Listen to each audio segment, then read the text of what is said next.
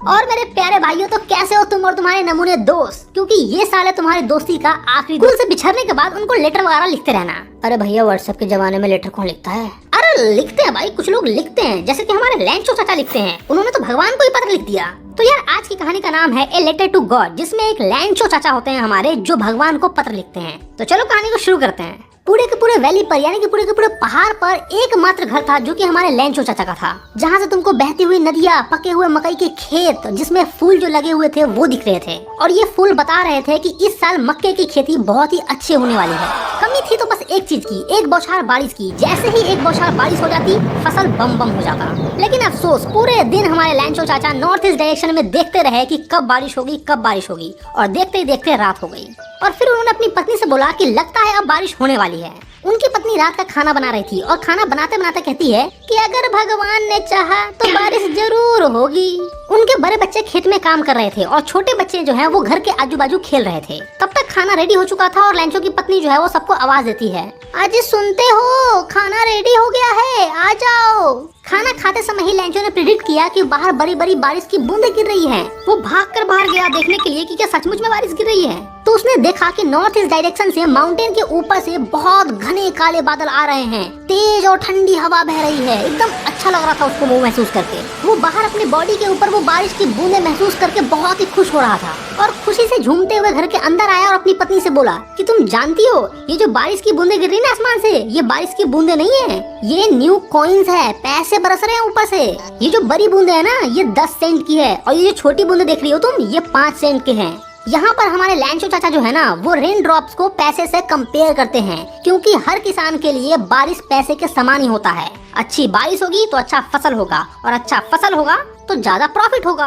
लैंचो एक संतोष और सुकून के साथ अपने पके हुए मक्के के खेत को देख रहा था, जिसमें फूल उगे हुए थे। वो पूरे के पूरे बारिश की चादर में ढके हुए थे। यानी कि लैंचो के मक्के के खेत में बारिश की अच्छी पानी लग गई थी, जिसकी वो उम्मीद कर रहा था।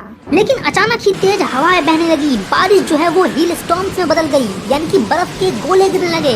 और लैंचो को ऐसा लगने लगा कि अब ये न्यू सिल्वर कॉइन्स गिर रहे हैं। उसके बच्चे बारिश में भीगने की बिना परवाह किए हुए दौड़ पड़े घर से बाहर उन बर्फ के गोले को इकट्ठा करने के लिए, जैसा कि हम लोग भी अपने बचपन में क्या करते थे यार। अब मौसम वाकई में खराब होता जा रहा था। लैंचो दुखी मन से कहता है कि आई होप ये जल्दी से जल्दी खत्म हो जाए, लेकिन ऐसा नहीं हुआ। वो जल्दी खत्म नहीं हुआ। 1 घंटे तक लगातार बर्फ के गोले गिरते रहे। घर पर, पहाड़ों पर, बगीचों में, खेतों में, हर जगह सिर्फ ओले ही ओले नजर आ रहे थे। खेत एकदम सफेद हो चुका था। ऐसा लग रहा था मानो किसी ने नमक से ढक दिया है उसे। पेड़ पर एक पत्ते भी नहीं बचे। पूरा मकई बर्बाद हो चुका था। सारे फूल झड़ चुके थे। लैंचो का तो कलेजा ही फट गया। उसकी पूरी आत्मा ही उदास हो गई। जैसे ही स्टॉर्म खत्म हुआ, वो अपने खेत के बीचों बीच गया और अपने बेटों से कहने लगा, इतना तो वो लोकस्ट कीड़े भी तबाही नहीं मचाते जितना इस स्टॉर्म ने मचा दिया। हमारी पूरी फसल बर्बाद हो गई। हम लुट गए, तबाह हो गए। इस साल हमारे पास खाने के लिए एक मकई का दाना भी नहीं होगा।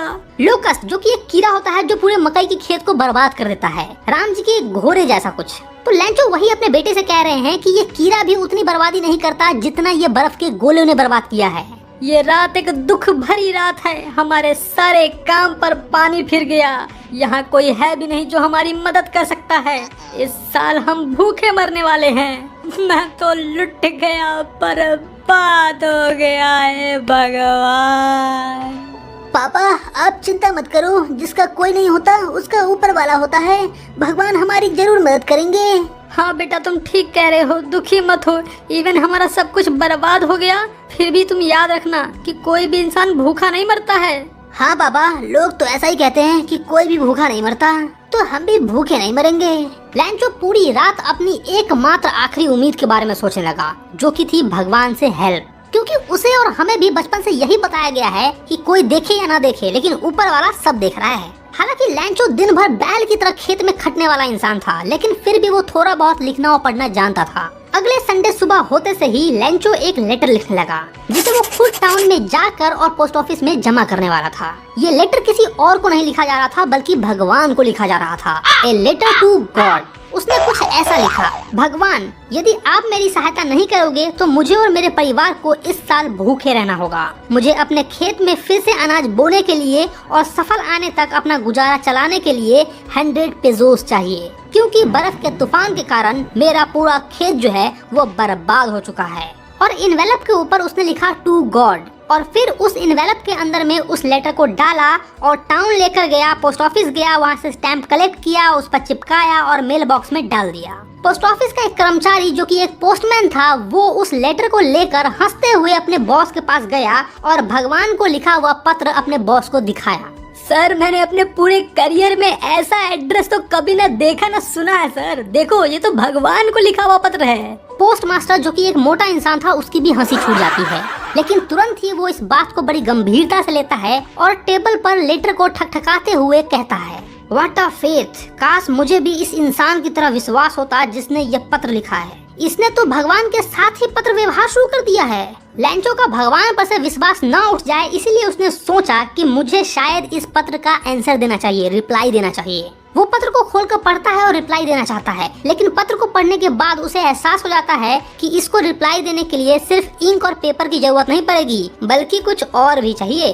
क्योंकि भाई लैंचो ने तो 100 पेसोस मांगे थे ना, तो उसने अपने कर्मचारियों से कुछ पैसे मांगे, अपनी सैलरी का कुछ हिस्सा भी उसमें डाला और अपने दोस्तों से भी कुछ मदद लेकर जैसे तैसे कर आधे से थोड़ा सा ज्यादा, यानी कि जितना लैंचो ने मांगा था उसके आधा से थोड़ा सा ज्यादा जुटा कर उसको पैक करके और एक पेपर पे गॉड का सिग्नेचर करके इन्वेलप में रख दिया। अगले संडे लैंचो पोस्ट ऑफिस जल्दी आ गया। पोस्टमैन जाकर लैंचो को खुद से वो लेटर देता है। ये सारा नजारा पोस्ट मास्टर अपने कैबिन में बैठकर संतुष्टि रूप से देख रहा था। वो ये सोच रहा था कि हमने एक बहुत ही अच्छा काम किया है और वो बहुत ही अच्छा फील कर रहा था। लैंचो लेटर खोलता है और उसमें पैसे को देखता है। पैसे को देखकर वो बिल्कुल भी हैरान नहीं हुआ, क्योंकि यार उसको भगवान पर इतना विश्वास था। उसको ये विश्वास था कि भगवान पक्का सही पैसे देंगे। लेकिन जैसे ही उसने पैसे को गिना, वो गुस्सा हो गया। उसने सोचा कि भगवान ऐसी गलती तो बिल्कुल भी नहीं कर सकता है और मैंने जितना मांगा है उससे कम भी नहीं दे सकता है। तो वो तुरंत ही पेपर और इंक मांगने के लिए विंडो पर गया और पब्लिक टेबल पर बैठकर लेटर को लिखने लगा। उसके माथे की झुर्रियाँ साफ साफ दिखाई दे रही थी, यानी कि जब वो लिख रहा था तब उसके फेस के एक्सप्रेशन जो है ना, वो कुछ अजीब ही ढंग के थे।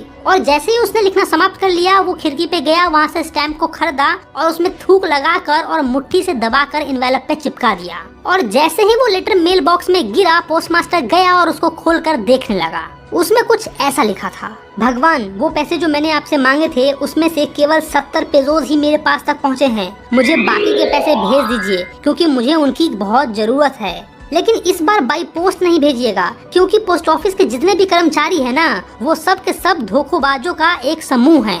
बंच ऑफ क्रूक्स हैं ये सारे, धोखेबाज हैं ये लोग। आपका लैंचो। और बस तुम्हारी ये कहानी यहीं पर खत्म कर दी गई है। यार सोचो उस पोस्टमास्टर को कितना बुरा लगा होगा। एक तो उसने लैंचो की हेल्प की और फिर लैंचो ने उसे बंच ऑफ क्रूक्स कह दिया, धोखेबाज कह दिया। भलाई का तो जमाना ही नहीं रहा, इसीलिए मैं किसी की मदद नहीं करना